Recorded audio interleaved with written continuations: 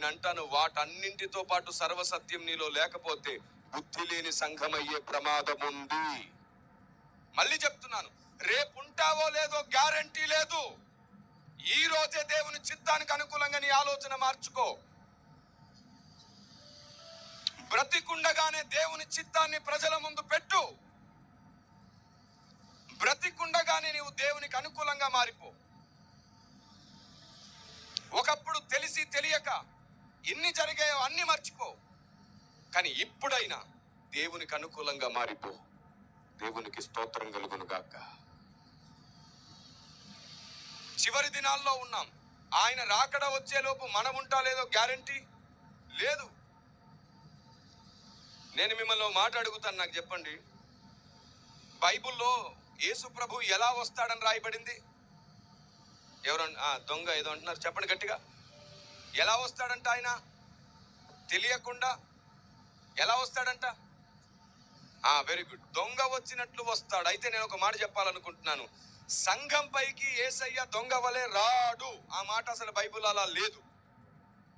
ఆయన సంఘం పైకి దొంగ వలె వస్తానని చెప్పట్లేదు. తెస్సలోనిలకు రాసిన పత్రిక, మొదటి పత్రిక 5వ అధ్యాయం 1 నుండి చదవండి.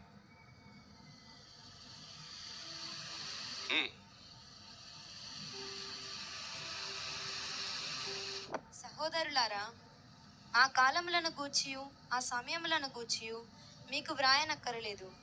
రాత్రి వేళ దొంగ ఎలాగు వచ్చునో అలాగే ప్రభువు దినము వచ్చునని. చాలు. ఇప్పుడు ఏమనుంది బైబిల్లో? దొంగ ఎలాగు వచ్చునో అలాగే ప్రభు దినం వచ్చునని ఉంది కదా. కిరణ్ పాల్ గారు, మీరేమో ఆయన దొంగ వలె రాడన్నారేమిటి అంటారేమో. నేను ఆయన దొంగ వలె రాడు అనలేదు. సంఘం పైకి ఆయన దొంగ వలె రాడు అంటున్నాను. 4వ వచనం చూడండి కింద. సహోదరులారా, ఆ దినము దొంగ వలె మీ మీదకి వచ్చుటకు మీరు చీకటిలో ఉన్నవారు కారు. ఇప్పుడు చెప్పండి, ఎవరి మీదకి ఆయన రాకడ దొంగ వలె వస్తుంది? చీకట్లో ఉన్న వారి మీదకి. మరి వెలుగులో ఉన్న సంఘం మీదకి ఆయన దొంగ వలె ఎందుకు వస్తాడు? అందుకే సూచనలు ఇచ్చాడు. ఎలా రాబోతున్నాడో ముందే చెప్పి వస్తున్నాడు ఆయన. దేవునికి స్తోత్రం కలుగును గాక. కానీ తెలియకుండా ఉన్నది ఏమిటో తెలుసా? గడియ తెలియదు, రోజు తెలియదు, అంతే. కానీ ఆయన రాబోతున్నటువంటి కాలాన్ని మనం ఈజీగా తెలుసుకునేటట్లు చేశాడు. ఈ మాట చెబితే ఒకసారి ఓ బిషప్ గారు ఇలా అన్నారు నాతో, తమ్ముడు, చాలా పెద్ద ఆయన, చాలా విశ్వసించువాడే నిత్య జీవము గలవాడు, జీవాహారమును నేనే. మీ పితరులు అరణ్యములో మన్నాను తినను చనిపోయిరి. దీనిని తినువాడు చావకుండునట్లు పరలోక